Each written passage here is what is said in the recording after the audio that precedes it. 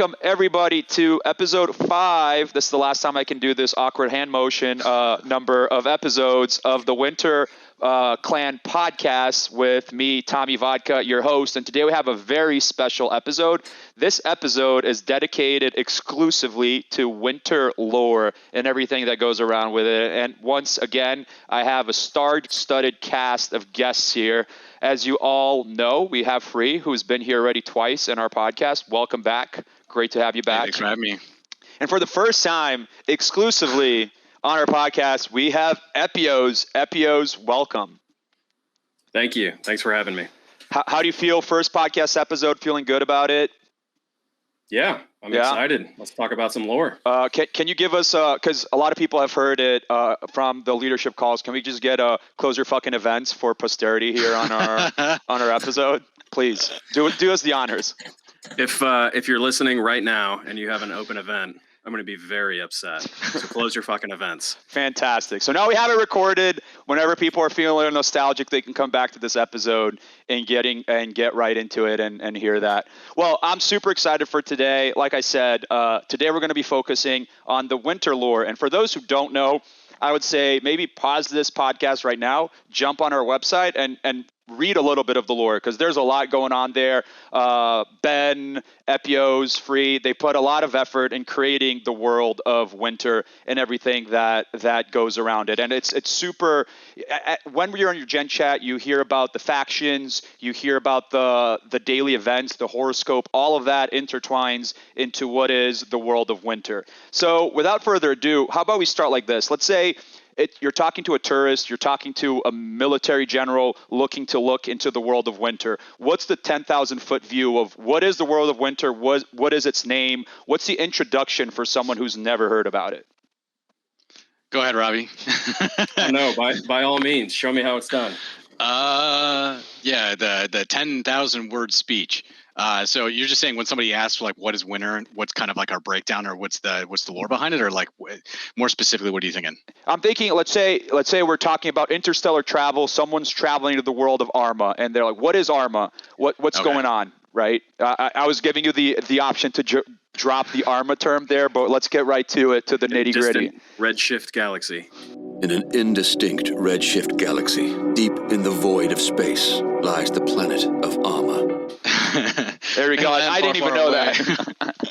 Yeah, I mean, the idea behind, so Arma's the planet, right? And if I was telling people what this, what Winterland is, or / Arma, yeah, it's like a sci-fi fantasy kind of location. This locale has advanced, military. It's got advanced technology. It's got, like I said, the fantasy element to it.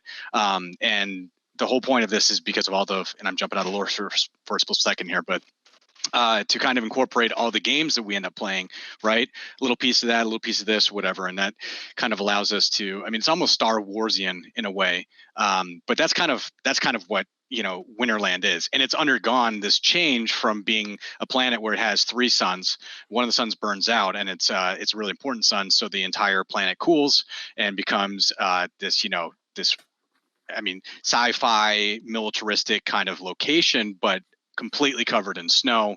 Everybody's dying because it's frozen, etc. So that's the locale. That's kind of the setting. Yeah, we haven't really fleshed out how many planets are in the system, but there are 3 stars, and the one that burned out, Niven. Well, actually, all 3 have a relevance to one of the gods of of the. I don't know if we call it a universe. I don't know how far the canon goes, but. Yeah, we're fleshing it out right here. We're building on the canon. All of this is canon now. I'm wondering how you're going to say this without how this works. Yeah, how you're going to say this without the egos going like crazy, because there's a reason why there's 3 of them, and there were 3 founders, and so there's a lot of providence or whatever you want to call it. But go ahead, Robbie. The one that burned out, and not in a burnout sort of way, but the founder that it's relevant to is Lorquas. So interesting tidbit there. It's a fun fact. Fun fact. There are a lot of hidden cool facts surrounding that, and we haven't really fleshed everything on that side out yet, but we've been spitballing, and exactly like we're talking now is how things end up coming to be. I wouldn't be surprised by the end of the conversation if we're thinking about new ideas. So jumping deeper in there, let's say, so we took a step back, right? It described what is the world of Arma and a little bit of the solar system. Now let's say we're jumping right into the lore. We're people, we're in that solar system, and someone's saying, hey, I'm traveling to Arma.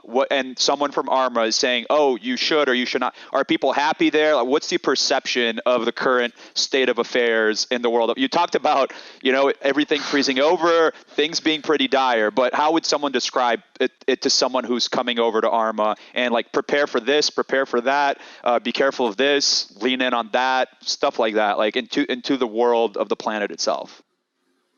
Well, it's a really big planet, right? It's got like billions and billions and billions of, I wouldn't call them people, but sentient beings, right? From your like Cthulhu's to your, like human-esque humanoids. If somebody was traveling and they're going to Arma, my guess is the very first thing that they were looking for was either like advanced weaponry or technology or something like that, or trade. That's really like, that's one of the reasons why people go there. That's one of the destination reasons to go there. And also because it's such a mix of different kinds of creatures and whatnot that if, let's say that your planet blew up or something and you left it and you're trying to find a new home, you can come to this planet and, you can live here, you can find a home because it's very, very welcoming. But at the same time, with all of these things, there's the, the corporeate, which so many people in the Discord are like, isn't that supposed to be corporate? But there's also a real parallel that Ben was touching on in that, as people come from other planets, people come from other clans or gaming groups. So there's a real parallel with, our members. There's a parallel between, the personalities of our members and the factions, which, I'm sure we'll touch on later. But, we've tried to kind of theory craft this to be all encompassing for whatever reason you're here. There's a parallel reason why you'd be here in winter, like Ben was saying, more geared towards the lore. But there's a mirror essentially for the most part. Yeah, I mean, you're going to hear this theme over and over and over again. We created this fictional world, right? And it was a reflection of what's happening here in real life, the members coming in, how we run stuff, all of that. And the initial reasons we did that like so long ago was because in the gaming world, right, there's this anonymity that some people want to have, but at the same time, there's the reputation that you have with like whatever your gamer tag is, your handle or something. And so we struck that balance by essentially putting this like, gamification / design aspect on top of it, and then allows us to create whatever we want in this fictitious world, but mirrors exactly what's happening, in the world of, on Earth here in Winterland, Yeah. And that's super cool because I think people get really invested, right? Even in a jokingly way, but you create that loyalty, right? Like, oh, you're a jury. Oh, you're highborn. You're an ancient. Like people like to wear those badges proudly. And even like they buy gear, right? That shows like what faction they're part of. I know you were going to mention that. I would have brought some like here. I have my jury like thing. Massive mouse pad, which I won't rip out because it'll just send everything I have on my desk flying. But I wear that jury tag loud and proud, and I love it. It's part of my little story. As you're getting older, you're mixing ancient with the jury, though. I know. It's just the circle of life. So you mentioned, Ben, the corporeate. We talked about some of the gods, some of the factions. Let's go into the geopolitics of it a little bit. Who are the main players in the political theater at Arma? And we can start maybe in the highest level. I know we can. You mentioned the corporeate. What are the other powers that from a military might and political might have the most influence across Arma? Yeah, so the government, and I know this is coming up. I'm waiting for Robbie to be like, the Primus Arma, which is... we don't talk about that. Yeah, that stays in Arma. Yeah, I mean, the big the big two, I don't want to call them factions, but the big two powerhouses in the world of Arma are the military, right? Or is the military and the corporate, which is kind of funny too when you look at Google and you look at like Facebook and all of these other major companies that are kind of what's the I always forget this, right? Not Stripe, not Spine, not Shark. What's the trading thing for the letters? Alphabet. Anyhow. No. All of like the top tech companies, whatever. Oh, Fang. Fang. Thank you. I was like, he's got 2 A's in it. Yeah. So like that's kind of what it's kind of Mang now, isn't it? Is it what? It's Wang. It's Mang now, right? Is it Mang? It's not Facebook, right? Oh yeah, it's right. Meta. It's a good Meta. point. Yeah. But when I originally came up with the corporate, when I was writing that, it wasn't based off of Fang or Mang, but since time's progressed, it's done exactly what the corporate was supposed to be, which is this band of like megacorps that kind of come together and they're able to, with their influence and money and whatnot, they're able to go ahead and combat the government and do whatever they want, kind of. I think you're trying to time me out here, Robbie. I'm leaning towards the mic like an old man. Like, can you hear me? You're doing the Joe Rogan there with the lean in. There is no direct parallel in the political sense. There are some coincidental parallels. We tried to keep real politics and winter politics completely separate for obvious reasons, but that's a good disclaimer. Yeah, we should have mentioned that in the beginning, but this is all work of fiction. When you're watching a TV show, none of this. Unfortunately, like things change. What year did you guys first iterate on this? Oh shit. Well, that's gonna be really this version of Winterland, or just the story. Yeah, that's gonna be really tricky because the Primus Arma stuff is like super old, right? In fact, how old were we talking about? 04? There we 3? go. Yeah. So something like that, yeah. Any coincidence with reality is merely a coincidence. So we'll start with that disclaimer across the board. Yeah, I mean, I'm happy to explain why that's the case, just so there's no like confusion here. When you first set up the environment, you first set up the world, right? You're painting broad strokes. So like, for example, you're saying, okay, the games we play happen to be sci-fi and they happen to be fantasy. Okay, well, what kind of environment would allow for both of these? Or how about we do some sort of like futuristic distant planet kind of thing? You're taking these broad strokes, right? And that allows you just a lot of creative freedom to come up with whatever you want. Once you have those broad strokes, you can add like slightly less broad strokes, not fine, but slightly less. And as you do that and you add these small, I'm not going to call them details, but these funnels of direction, people are going to go ahead and look at that and be like, oh, that's just like what happened in blah, blah, blah in real life. And you're like, no. It just happens to be that when you did the broad strokes and these slightly other strokes, stuff starts to fit in and you have to, you look and say, oh, I see parallels in real life. But there's not actually a single event in real life that made us like, okay, this needs to be in here. With the exception of, I would say, like the founders kind of meaning. But even still, it's not like a one-to-one kind of thing. We did say that, okay, there are 3 stars because there were 3 founders. Yes, we said that, but we didn't say this one's going to be like this because JC went through puberty at 17 instead of 12. You know what I mean? Like we didn't do anything that specific because when you're coming up with this stuff, you don't want to box yourself in. Yeah, you know what I mean. Sense. You want to have the freedom to kind of go with in whatever direction you wanted to. And then over time, people have added bits and pieces, and so there is granularity, there is specificity in all these different areas, but they weren't based on a specific thing that happened in real life. Perfect. And Winterland and Primus Arma were basically, in some ways, simultaneously created when JC and I met Ben. And not to get into that, like you said, but Winterland used to be fairly prevalent in the UT99 community way back with Ben, and then he took a hiatus, and going out to college, right? Well, not only that, but at the end of college / VT, It was Or after not BT, UT3 kind of died off. There was a big gap. So I ran Primus Arma for UT4, and he ran Primus Arma. You did run Primus Arma, not Winterland, for UT3, right? Yeah. For UT3, and then you were saying for 4, which you mean 2K4. 2K4. Yeah. Sorry. All of that. Right. Winter stopped in '99, and then when I met you guys in college, we called it Primus Arma because it was a team. Right. Winter was a bigger thing. Right. And when you're playing UT competitively and whatnot. Yeah, you have your 5, roster 6, has like 7 people. Yeah, exactly. Your roster is like 7, 8 people tops, and ours was, like 8 people.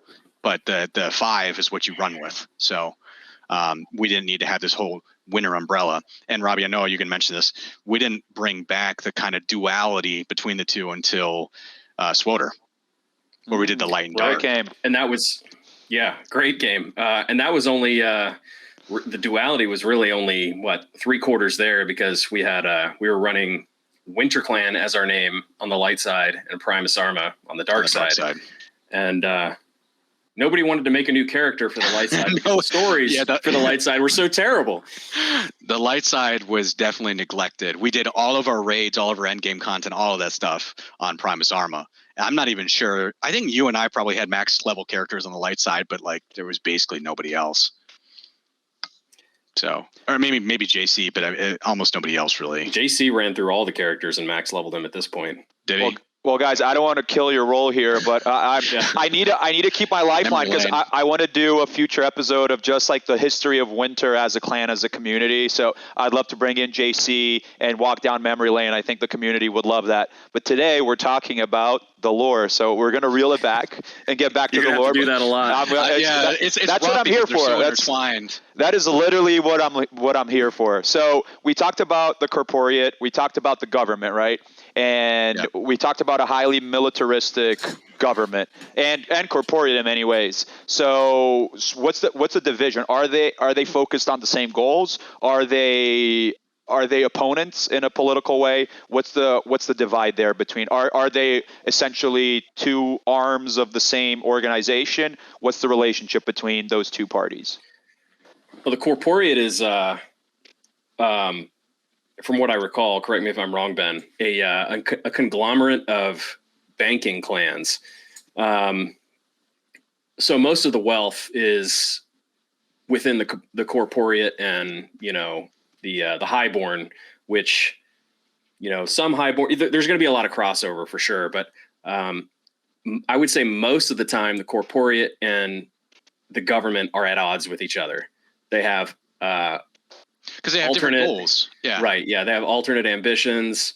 And, the corporeate and, a lot of highborn have a lot of, I guess leeway is not the right word, but they kind of exist above the law. And sometimes, there's back scratching and, between the corporeate and the government. But, for the most part, they're enemies. There are smaller groups as well, like the Primus Arma. We can talk about them, but originally when we had envisioned Winter, like really early on, this would have been right at right before Destiny 1 came out, I want to say. The actual world, we envisioned the members of Winter as bystanders to the corporeate and the government, and that they had hoped that the rumors of the Primus Arma coming back would save them. Obviously it's not like that now. But that's kind of where that started there. And there are other groups or other factions. They're all trying to survive this basically sunless or 1/3 sunless winter, because there are two stars still orbiting each other. But it's very difficult when you don't have the money or you don't have the political pull if you're not with the corporate or government. Right. And something, it's still in the lore, still on the website, and I think some people will probably notice this. The Winter clan in Winter is the militia, which is the citizens going ahead and banding together to protect themselves from both the government, the military, and the corporeate, right? And so you got the war between these two and the colossus. monsters of winter. Right. You get these two colossuses, right? You have the government is trying to instill order, right? And it's trying to, I mean, that part's actually going to be complicated because that's just a huge thing. But like the government is essentially trying to restore order and keep order, right? And then the corporeate is a, multi-universal like trading, bunch of companies that are making tons of money, and their goal is to be as profitable as possible, right? The government's trying to control stuff. These guys are kind of beyond Arma itself, right? And in fact, that's the whole thing about Niven, right? You have the star and it has all of this energy, and the corporeate wants to potentially harness it for weapons. And, the government saying, absolutely not. You can't do that. It makes you too much above. We can't keep you in check or whatever. That's what that's all about. But that's kind of the setup. As for the factions themselves, the people, the militia, they're kind of beyond, they're kind of behind that. You can have somebody be a member of the militia and also be like in the military, be some sort of branch, whatever in Arma. Pro-government or pro-corporeate or exactly. whatever it might be. Obviously not 100%, invested because they're not part of the corporeate or the government. But yeah, by and large, as Ben said, they're outside of those two groups. I'm almost thinking it's when you're playing Skyrim, right? You create your character, you can join all these different factions, and then in large swaths, we have an extra guest here, Rio, the little poodle. He decided to swing by and say hi. But just on Skyrim, right? You create your character, you can join all these different factions, groups, but ultimately there's two main parties vying for power, right? The Empire and the Rebel, the Stormcloaks. And you can kind of be in there, but you can also be doing all these different parties and factions and be a part of all of those. That's what this reminds me a little bit, or at least the idea. Right. And another two of those are like, it's not black and white, right? You could be a member or you could be a part of this one thing and then realize, hey, it's not all bad, because nothing is all bad, all good. Right. That's by design. Except the anime faction. That's all bad, but we can talk about that another day. Secret anime faction. That doesn't exist. There are people in Winter going like, oh man, I want to join that. That's not a thing. It's very secret, guys. We're here to break down any conspiracy We're going to call them theories. the Weebelows. Yeah. We'll just... Perfect. That's perfect. Now everything here is canon, so now it's been created. We're good to go. Where's my flamethrower? Burn it to the ground. So one thing, this wasn't even one of my prepped questions, but when you were describing it, and this has come up a few times, you talked about gods. Free even mentioned Cthulhu, and then Epyos mentioned monsters. So highly sci-fi, right? In terms of you have corporations, military corporations duking it out with the government, people shooting themselves with laser and all that stuff. But apparently, is there an arcane element behind all of this that's going on? Is there power of magic? Are there? Go for it, Robbie. If Robbie's just bursting for the hermano. Go ahead, man. Yeah. Yeah, I mean, there's yes and no. I mean, there's magic, there's science. I really like that bit about magic and science from the Thor MCU. That the magic that we humans interpret is just science we don't understand yet. So I think there's a bit of that. I think there's a bit of real magic. Like you said, there are monsters. You can get tidbits of information from them, from horoscopes. There's tidbits of information, obviously, on the website in any veteran's story, if they've written one. So their profile page will have a story, and those stories are canon. And I mean, without explaining every monster, I mean, essentially, yeah, there's the sci-fi element. There's gods with a little g, there's gods with a big G, and everything in between. Awesome. I mean, also you have different beings, different creatures, right? And their strength comes from different places. Maybe, one creature is, since we were talking about Cthulhu, right? Let's just say Cthulhu, he doesn't really get his power. It doesn't get his power from the water, but it's a giant squid face thing, right? So let's pretend for a split second that it gets its power from the water, right? You say, is that magic or is that like technology? Well, it's kind of a bit of both, right? Because if you're harnessing elements, and then if internally you have some like plasmic ability to convert stuff that doesn't really exist for like humanoids, right? That might be interpreted as, a fantasy, like arcane magic type of thing. People be like, oh, it's magical. But at the same time, it would be like, no, this is a bodily function where I just happen to like convert stuff, and therefore it's more sciencey. So yeah, this is definitely a world where both kind of works. And I think like if you look at Star Wars, they don't really have stuff that's like quite as magic-y, so to speak, but they definitely have the different kinds of creatures and beings. And there's nothing to say that, there's not like some sort of lava creature, like whatever, that harnesses the power of the earth or whatever and fire and is able to do magic type things with it. Right. Like a crate dragon, right? Super fantastical, Right. Not necessarily magic. It's just a big badass lizard that eats almost Sure. anything it sees. And I guess Yeah, and- my vibe from the corporeate and the government is that they also wouldn't be opposed to some like genetic splicing to create things from scratch, So that's at least my read on those guys. There's perfect opportunity to do like super soldier thing here, except you're combining like a pterodactyl with like, like an android or whatever, and you have an android dactyl, or I don't know, and it goes on a Canon. rampage. Now, android dactyl, also canon. Trademark. So yeah, speaking of android dactyls, Cthulhu, and all that kind of stuff, this one's a little bit more personal. What is each one of yours favorite creations for the Winter lore? Can be something hyper specific, can be something small, but what is something like when you can't say like, oh, creating like Winter as a whole is really cool. Like, yep, that's a granted. But like, what is something that you kind of went off with on when you created it that you think, oh, this is really unique, or I kind of came up with that and I'm extra proud of it. For it could be dumb, it could be silly, it could be super serious, but is there something that stands out to each one of you? Go for it, Robbie. I'm still thinking. I have one that's like an easy answer, but I'm trying to think if there's a better one. So, I guess, are you talking specifically about the lore or something maybe more utilized in the Discord or the website? No, definitely lore. Definitely like for example, creation. An easy example is like, oh, I thought creating Primus Arma was really cool, or thinking of the corporeate as this own thing. Creating Primus Arma is too broad. I think you got to get more specific than that, Robbie. Don't use that one.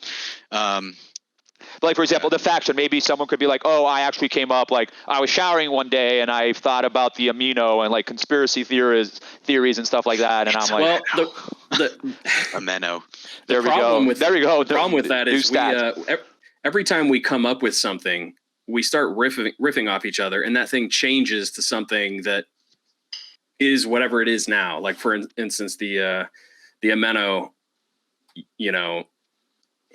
we tried to change the definitions of things so that they were useful and so that we had all our bases covered. Like, everybody will fit into a faction.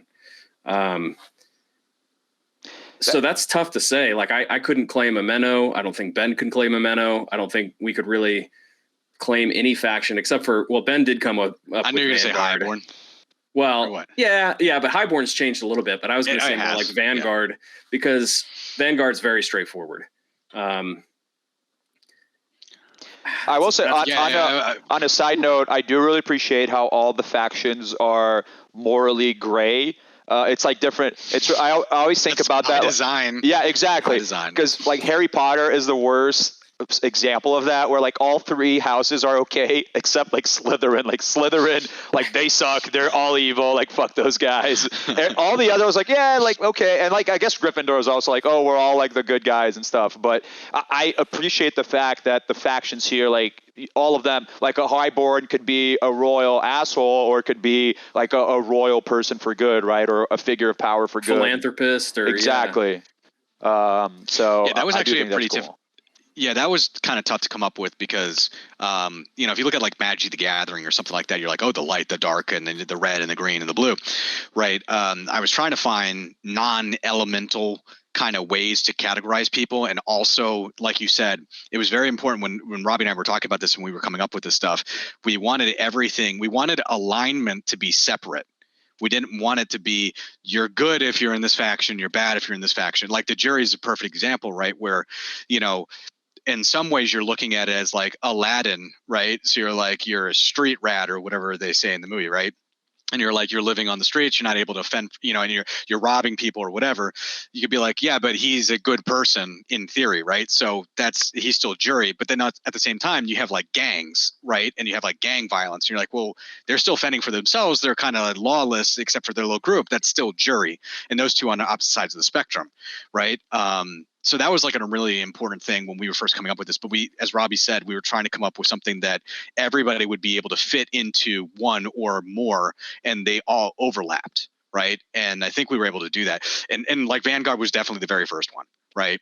That was super easy. You were like, we need a follow the rules for good or for bad, but follow the rules, use the rules to your advantage kind of thing. And then you're like, oh, well, police and first responders, military, whatever, just naturally fit into that. And you said, okay, so what would another one be where this is very different? And then we just kind of went from there, and we made sure that we structured them so that there was huge overlap, so that there's not somebody who comes in there like, oh, I'm not any of these things, because it's not really possible. That reminded me. I thought that was really solid. Epyos, I think it was you. You know those memes where it shows, like, in this case, you just grab all the factions and all the alignments and posted popular, like, pop culture figures in each one. That was the 9 grid. That was you. Yeah. Oh yeah, okay. No. Robbie was doing it too. I thought that was really good. Remember, like you had the whole spreadsheet or whatever. That should be like I feel like that should be pinned in Gen Chat or something, because it's much easier for a person to say like, oh, Amino is this or that, but then saying like, oh, a good jury is like a Robin Hood, as opposed to like a bad jury is, I don't know, like Blackbeard or something like that. Well, first, I don't think anybody. I think the rarity would be finding yourself in one faction alone. Yeah, typically you'd have 2 or 3, maybe even 4. But I think the more likely scenario is 2, and then 3, and then 4, and then 1. Yeah, like Robin Hood. You gave a perfect example right there. Robin Hood's not square jury; he's jury in Ancients, right? Yeah. The dude is like, I want to kind of do my own thing. I got this band of people, whatever. I'm here to help people out, but I want to be able to kind of stand on my own. Right. And I respect the wilderness and all the rest of that sort of stuff. I'm like, that's Ancients, and the jury part is your little band. Right. So when we were picking Star Wars people, when we were trying to do the 9, and we did this for a bunch of different things, it was difficult to find somebody who fit into just one, because you're like, oh, well, that's also like this. That's also this. So remember, Robbie, when we were doing it for Game of Thrones, and that was rough because the character progression in Game of Thrones changed. Like, for example, you go ahead and take Sansa Stark, right? Or Arya, right? They are not the person that they started as way back when, right? At all. And so you're like, oh, well, their journey is like they went from this to this, and it was hard to lock them in. But that was also a really good example of showing that our paradigm of factions actually works, right? The overlap shows that it works. And so everybody isn't just like, oh, I'm Hugglepuff or whatever. And you're like, I'm just 100% jury. You're like, no. Well, you're also not an interesting character if you just fit neatly into a box. Like, oh, yeah, my personality trait is that I'm a goody two-shoes. Like, oh, that's sick. Like, okay, I don't want to hear anymore. Or like, same thing. Like, oh, I'm just like a baddie bad person. That's why I always shit on people in Gen Chat low-key when like, oh, I'm so chaotic. Like, what does that even mean? Like, chaos is your personality. Jury, because they're like, give me more attention. Yeah. Like, jury. No, it's. But to each their own. I honestly think that Vanguard is probably the one that's the most cookie cutter / like goody two shoes. Well, sorry, not goody two shoes, but like easiest to kind of like group in. If you're somebody who always follows the rules, you're more often than not, you fall into Vanguard, and leadership will always gravitate towards Vanguard, because as they're doing stuff for the benefit of the community, that is literally the task of the Vanguard. Yep. Right. Well, it's funny because I'm always exceedingly chaotic and a ton of jury. I think I have a lot of highborn too, but because I've rotated in and out. It's all that bling bling. Exactly. I see you on the 97 story or wherever you are. But it's funny because when I switch games, or like I need to organize more events for when I was leadership for games, my Vanguard and Lawful would always skyrocket, because I was like, okay guys, let's like reel this shit in, like let's play nice. Meanwhile, like when I'm not hosting events, like, all right, let's burn this shit to the ground, like so that's always that's always fun. One question, kind of my favorite creation question didn't hit, so I have another variation of it. What is something, I'll use memorable rather than best or favorite? What was something memorable that you guys dwelled upon that never made it into the world of Winter or to the current iteration of the lore? Was there something that you guys had to cut because it either like, oh, this is this doesn't really fit like the world of Arma, or this doesn't, like, we're not jiving with it anymore. Everything you guys thought about. Swing and a miss. The second one missed. No. Yeah. I don't think there's any content or lore content per se that didn't make it in. There are definitely features that haven't made it in yet. For instance, the battlefield, and we're not going to talk about that. I know Ben wants to, but that's got to be totally separate when it launches, which will not be in this month or whatever. We'll talk about that afterwards because I'm looking forward to that big time. Let's do an episode just for that to get the hype going. It'll be a useful feature, and at the same time, we haven't even started on how we'll incorporate the lore into the battlefield, but it'll be a useful feature regardless, like a real time feature. But I think the only thing that didn't make it in would just be features so far. I guess there's some lore that didn't make it in such a way that it evolved into something else. So that's really tough to pin down. But if I had to pick my favorite piece of lore, I would probably say it would be the destruction of Niven, because it's such a cataclysmic and world-shaping event. And we spent a lot of time thinking about A, why it was necessary, B, the ramifications, and that really set the stage for why each faction exists, why, there's only 2 players in the mega sphere of politics, and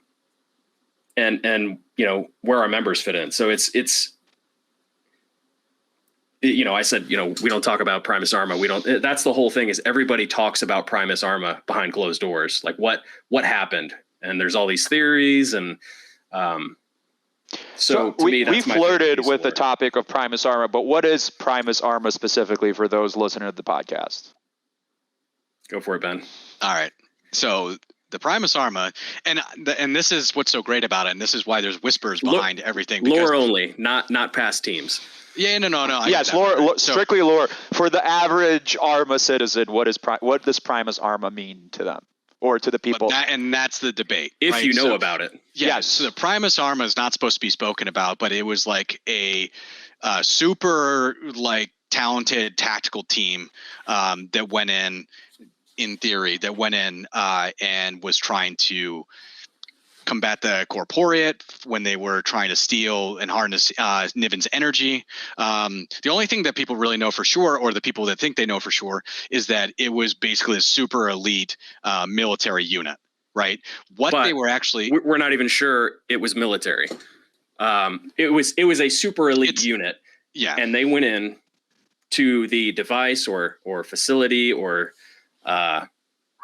headquarters? Installation that existed in space that was harnessing Niven's energy, and then everything disappeared. The star itself, the team, the installation, everything in I don't know if you want to measure it in kilometers or miles or parsecs, but everything in a massive vicinity around that star disappeared completely. Exploded or disappeared? Just gone. Well, vaporize is probably. I don't know. I mean, we haven't gone down that route yet. And there are a couple of things. There are a couple canon pieces of shrapnel landing back in Winterland, and people gathering that because it's valuable metal or whatever. But in the place that the Niven was, there's no explosion. I shouldn't say there wasn't an explosion. There may or may not have been an explosion. But nobody was there. No one. The people that were there all died. Right. Everything that was there died. Or isn't there. Right. Exactly. So there's not a great recounting. The only people that actually know about that have the information classified. Right. because nobody survived the thing. So the military has kind of their view on it or whatever, and the corporate has their view on it. But the citizens down there and the militia, and I shouldn't even say militia, but the regular citizens, they aren't privy to the details. And so there's wild speculation as to what it is. People just know that there was this thing called the Primus Arma. They were somehow involved, and they were super elite in some sort of way. And Robbie, and I know you really like this. A lot of kids, a lot of children in Arma, they imagine the Primus Arma as this group of like do-gooders who were like super elite that lost their lives or whatever, and they look to inspiration from that view. That's not necessarily what happened, but like that's a vantage point that a lot of children have, and I'm guessing a lot of parents have passed on, so that like it's your heroes or something, so to speak. In a super cold world where everything's dark and bleak, you had these heroes that were trying to save the day or whatever. Is there a little bit of a mindset like King Arthur? Like King Arthur will come back from Camelot to save us, like one day with his knights of the Round Table. Are people like? I didn't even think of that. Well, I mean, but maybe there's not a real world tie-in, but since nobody knows what actually happened, if they're dead or alive or what happened. I mean, and this would have been generations prior to our current setting. How far off are we from the destruction of Niven? I don't think we have necessarily a particular set time. Like ballpark though, are we talking hundreds of years? Are we talking couple years? I thought it was like 100, but once again, it's not measured. I would say hundreds, not thousands, but hundreds. Yeah, it's not that far off. Maybe 100 or 200. The event would have wiped. Well, maybe not written, but the event would have wiped electronic record at the time. So there's very little information as to what was actually happening on the political, side of things at the time. Except the only, like Ben said, the only people who actually know are the top level corporate and government officials. I have a question on that. So 800 years ago, this massive cataclysmic event happens. Like you said, like wiped out all electronics. Is the average what's the name of the person who lives in Arma? Is it Armite? Whatever. Well, there's Winterlandian, but it sounds kind of goofy. Yeah. So the person who lives in Arma is the average. So I assume. Well, I know the corporeal. I think they go by faction probably at this point. Fair. So, I mean, then this is where the terminology comes into play. And you can see this in movies too, when they say citizen, right? So there's a citizen, and then there's a denizen, right? So your citizen is the person that is there lawfully and whatever. You have your denizen, who is somebody who is living there but probably shouldn't be. Most people are going to refer to themselves as a citizen of Arma.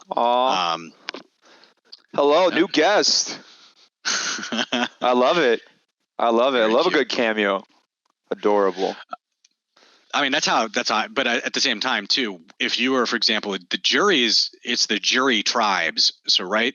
If you're playing a video game, like, I know we talked about Cyberpunk, right? I knew you were going there. Right. Yeah. There are several different gangs. I've seen you playing it on your status. I've seen you playing it. Well, I beat it. I finally beat it. Let's go. So I'm done with it. There are different gangs, right? You got like the Valentinos or whatever, and you got the animals, etc. The jury you're a member of a sub faction, or you're probably honestly a clan, right, or a tribe. And those could be completely at war with each other, but your way of living is still very similar. So you would consider yourself a jury, right? So my question about way of living, let's say that happened 100 years ago. Are there parts, so I know the big cities are highly technological places. Are there parts that still haven't recovered from the cataclysm that are still living in like low technology, like almost medieval? Most of the globe, I would say. So you have this almost like a islandy kind of Pangea, as it were. And we have the map on the website too for people who want to check it out. You can see on your profile actually where, based on your time zone, it's really cool. And factions are somewhat locale related. Like for instance, some of the ancients or the bulk of the ancients, the bulk of the highborn. The highborn are going to be in the cities. Some of the ancients are going to be in surrounding, maybe not surrounding nearby, but areas surrounding cities. Off grid. You're going to have vanguard throughout. You're going to have jury in the cities. Jury, like thieves out in the wilderness. Right. But yeah, I mean, I would think that the citizen is probably going to identify with it's hard from an outside perspective. They're not going to call themselves, like for example, somebody's not Americans or Britons or whatever. They would call themselves whatever they felt they related closest with, like an Ameno or right. whatever it might be. Yeah, you also have to realize too, like it's beyond. So like we talked about this a little bit earlier. This is a place for intergalactic trade, right? And you were asking us like, there is definitely the dystopia all over the place, right? But the electronic stuff is recovered, but all the cities aren't rebuilt. In fact, if you look at some of the on the map, if you pick a different city or whatever, you'll see a different like backdrop. A couple of those are like completely run down. Oh, I right? hadn't noticed that. So you had the technology. Yeah, each backdrop is different. Every single city has its own backdrop. But if you think of, what was it, Terminator Salvation or whatever, like they have technology, right? The technology is still there, but all of the cities are like completely destroyed, right? Or I'm thinking like Fallout, you have like a laser rifle, Very but Fallout. It's Fallout-ish, right? But cold, tundra, right. There Fallout, are Alaska. warm places. Yeah, generally in the city that are warm. There are some oases. What's the plural of oasis? Oases? I have no idea. Yeah, like Lake Gaston, which is actually a real place. Where you'll have like geothermal activity that'll create an off oasis. But we haven't really fleshed out other continents per se. They would probably be wiped out. But we've entertained. I don't know if I should say this. We've entertained additional factions in the future. Ooh, spicy, kind of like spicy news. You have to get more DLC specific. type of. There are definitely factions that have been wiped out since the Niven event. But we haven't really got to that yet. This year has been kind of on halt for lore, aside from the more recent lore trivia thing. And I feel like also, correct me if I'm wrong, a lot of places, the government or even the corporate can't even exert their influence, right? They're places where like the own factions run their own strongholds. You mentioned tribes right in the middle of bumfuck nowhere. Maybe a tribe of jury just like rules itself. It doesn't have the power to stretch out, but like it could have the power, but it might be completely oblivious to. Like, for example, if you're going to go Lord of the Rings route for just like a comparison here, right? You might not know that a bunch of dwarves are under a mountain, right? So just because you're super powerful, you have no influence on that because you're unaware. And that is definitely and you may have a bunch of highborn in the city that if they strayed to the wrong part may succumb to meeting a band of jury or a band of chaotic Ameno, like some sort of cult sacrifice or whatever it might be, just being outnumbered. But the Ameno or the highborn are not going to go wage war with them because right. Also, like for example, highborn is a derogatory term, right? And it's we call it a faction in Winter, and we call it a faction in our Discord because that's how people see it. But the highborn members themselves, they don't call each other highborn. It's just like what do they call each other? You're not walking around saying like I'm a proletariat or something. Like you're not, or like I'm a yuppie or whatever. Yeah, exactly. You're not calling yourself a yuppie. Yuppie is probably the best example, right? You don't call yourself a yuppie. You might call somebody else a yuppie, and it's somewhat of a derogatory term, even though you're like, you might be joking. But that's really what it is. Versus like a jury or an ancient is kind of more of like a life philosophy. A Menno, for example, is kind of like a mindset and an ethos.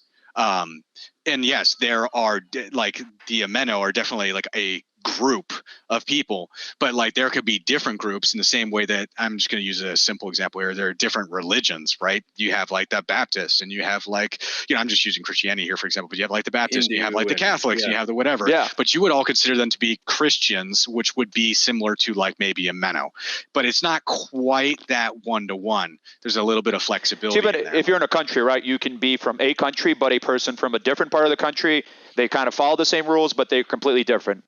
Lifestyles, preferences. Yeah. I forgot to totally cover that one part too. Most of the people of Arma don't consider themselves to be, because it's a futuristic kind of place, travel, you have interstellar travel and whatnot. So getting from point A to point B very quickly is something that's very easy to do. So people don't say like, oh, I'm, a Hammersmithian or whatever because I'm from that city. They would say I'm from Hammersmith, but they would just say like, I'm a citizen of Arma. And part of that's because all the people traveling in are going to be they're going to be foreigners, right? And in the future, I'm guessing they're probably not super concerned with and with the diversity of it races means and less. beings It doesn't within Winter. You wouldn't have anybody really vocally claim that they're from Arma per se, because they probably wouldn't be. They're probably from some other system, some other planet, and B, it wouldn't shape the conversation in a meaningful way. Most of Arma is gone, right? So, like I said, all these other potential, like again, unfleshed out islands or continents that may or may not exist. There's nobody there. You see in the map that there's all these cities and they have like huge populations and stuff like that. But like in between that stuff, especially like in the top north-hand corner, it's like desolate, right? It's completely empty. There are places down the south it's completely empty. You have these huge numbers, but at the same time, you don't really, if you actually refresh the website every so often, you'll see those numbers change. And the idea there is that they truly don't really know. They just know that, they think they have a ballpark number. There's people always constantly coming and going, but you don't really know how many people actually live and whatever. And it's also not, think of it like on Earth, we all live in houses or in apartments or in condos. It's not like that. You might be that one person might be living like in a mountain in lava because they're a dragon. Right. And so that's not like, oh, I live in an apartment. It's not that. The census is a little bit harder to get out there for those folks. Yes. When you have you ever played like a real-time strategy game that incorporates the fog of war effect, where if you haven't been there, then you don't have a map of it? So what you see on the Arma map is basically what has been uncovered with the fog of war. Everything on around the rest of the planet, even though the technology's been slowly reinstated, we don't have all the information. We have people coming and going to the most active place on the planet from potentially other planets, but there's no reason to go to the other side because there's no signals, there's no readings, there's just nothing there. Yeah, it reminds you a little bit of a Tatooine-esque planet, right? Like the big cities are big trade hubs, but around that it's so hostile due to raiders, due to monsters, due to oppressive weather conditions that only like the bravest adventurers, bounty hunters, archaeologists, etc., dare to go out there, and a lot of them even die and never come back because that's a really good parallel. Instead of it being sand, though, it's blizzards and snow.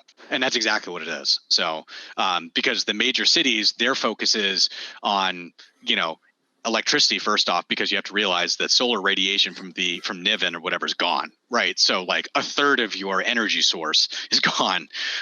But your focus is warmth and survival, right? And you go outside of that city, how are you going to survive? Figure it out. Yeah, how are you going to survive? And sure, you don't know what's out there. There's bounty hunting, and then there's, capturing crazy creatures and whatever kind of monster lives out there, right? There's all of that, and that's where you can really combine the sci-fi with the fantasy. Yeah. Right? All right, guys, we're on our home stretch here, the last 7 minutes of our episode. I feel like we barely scratched the surface. So I think we might have to have you guys back here for an episode 2, even an episode 3, who knows how many. I know a lot of people ask about this on chat is, can you guys give us a glance into what is in the future of the world of Arma? And I know maybe you guys don't have it fleshed out, but are there major events on the horizon that are flirting to happen that people are starting to wonder about? People might be concerned or excited. What's in the current ethos and zeitgeist as people prepare? I wonder if Robbie's going to say future. what I'm thinking he's going to say. Go for it, Robbie. I can't say what is exactly on the horizon, but as you know, Winterland is gamified. We have plans for DLC, as I said, not anything that you pay for necessarily, but horse armor DLC. Exactly, rainbow horse armor,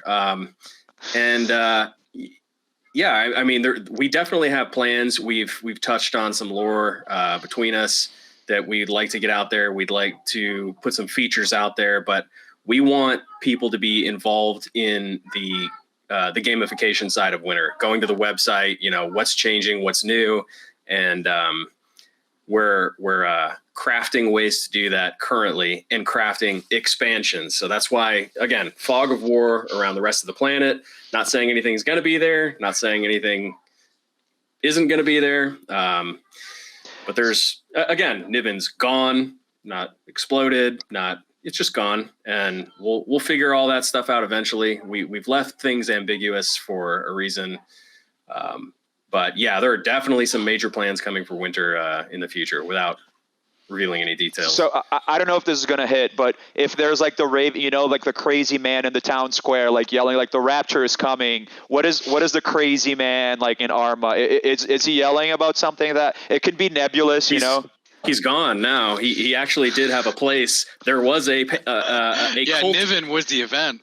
Well, yeah. Okay, fair enough. Fair enough. So there actually was a member who we were writing lore for. He would have been some sort of chaotic ameno, and he had his own cult. Start with an S. And so he would have been the man in Times Square. Just yelling. Berserk. Yeah. Fair enough. Until he just disappeared. So a lot of disappearances going on here. I feel like something is going on. For sure. Yeah, I was going like this because I was waiting to see if Robbie was going to say the one word. There's some DLC coming. Well, the Battlefield section is. We've really talked about that. A lot of people know about that. I know, and I don't want to. I'll just give a glance here, but that's a lot of what we're talking about right here. We're talking about the uncovering and rediscovery of cities and spots, the fog of war, whatever, all of that. That's the Battlefield stuff. That when you mention having people like interact and do lore stuff or be part of the lore, as in making up as it is, that's all the Battlefield stuff. So that's why I was like, just waiting to hear that word because that's the thing that kind of ties that stuff together. And so it sounds like war might be coming into Arma. I mean, I don't know. We don't know. Who knows? Maybe not. I mean, there's always like little mini wars. Sure. If you read any of the origin stories by some of the people that have reached the veteran or legend status, a lot of them have their little skirmishes or wars. They came back. They were an enlisted person from. I feel like there's like small warlords all over the place too, kind of like carving out their own stuff. Or people reaching general or reaching senior ranks in the military, whatever, and then retiring or disappearing. And there's a lot of that. So awesome. Well, there's a lot in store for the world of Arma. Thank you guys for coming by today. Again, like I said, we need to do this again and go, because I had like 10 questions here. I think we maybe got through like 3 or 4 of my original questions because we just went into a bunch of different, but all of those great because those tangents just allowed us to flash out more things. We barely touched the factions, and I think there's so much lore around the factions that we can go a little bit deeper. We need an entire episode just to talk about like the individual factions, what they stand for, what kind of range they have, and the influence. Yeah, because it's just too much.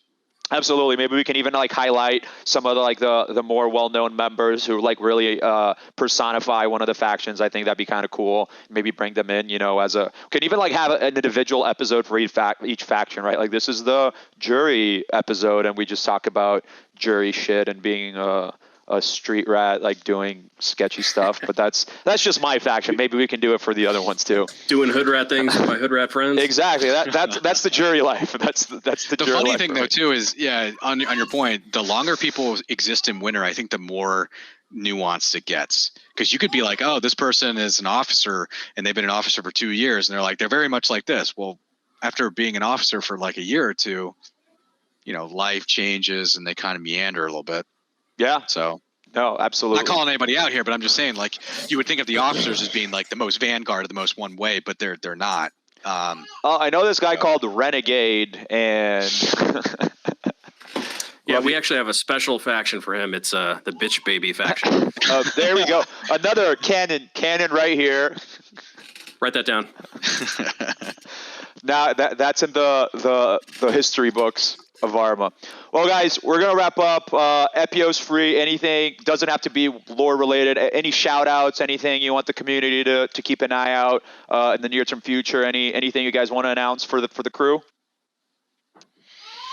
Go for it, Robbie. I don't know. Well, I mean, like Ben said, there's a battlefield type thing coming. If you have more questions, you should ask your leaders about it. If your leaders don't know, tell them to pay attention in the meetings more.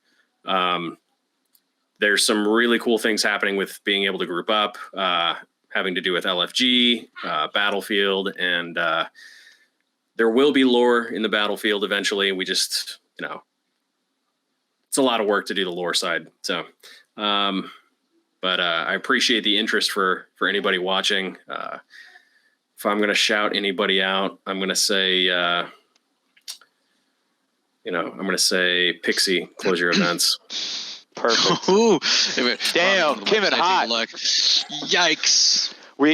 So Pixie was supposed to be in one of our episodes, but her power just died down. So she's going to be in the next one so she can respond directly to your call out at POs. I look forward to it.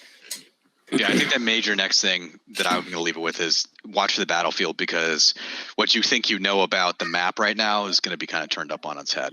And it's going to be very different and tied into the Discord very, very heavily. So it's going to give people a way to communicate into Discord from the website itself that doesn't currently exist. And I think that's going to be kind of fun. It makes it very easy to directly access the lore and make lore as you're being part of it. So, or as you're using it. So, and to be part of it. So that's the next thing. Other thing is that Christmas is coming. So if you guys are looking for winter merch, I see Robbie's got the hoodie. I was gonna say that's a nice jersey there, and then of course I'm wearing the jacket. So and the hat. It takes like 2 months or something for that stuff to arrive. Not quite 2 months, but I know it's coming up on it's the beginning of November. So you guys are looking at doing that. I'm between actually. I need to get. I was looking either the hoodie, which Epyos is wearing, or the quarter zip, or the it's a full zip, right? It's a full zip. We don't actually have a quarter zip, even though the guys from Arma, and that's a different conversation. The company that actually makes this happens to be called Arma. Complete coincidence. It's all planned. All in the grand scheme of things, baby. Super awesome. There's a shout out for their name. The company actually happens to be called Arma, even though we found them literally like 10 years after we created Arma.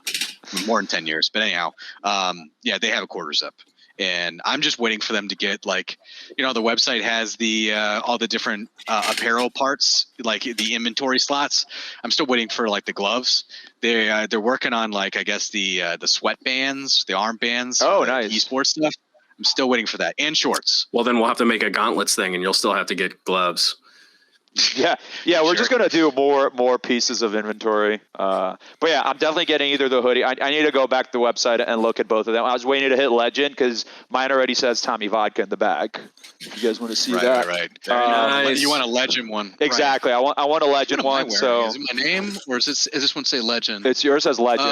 Both of you guys are legend. Legend.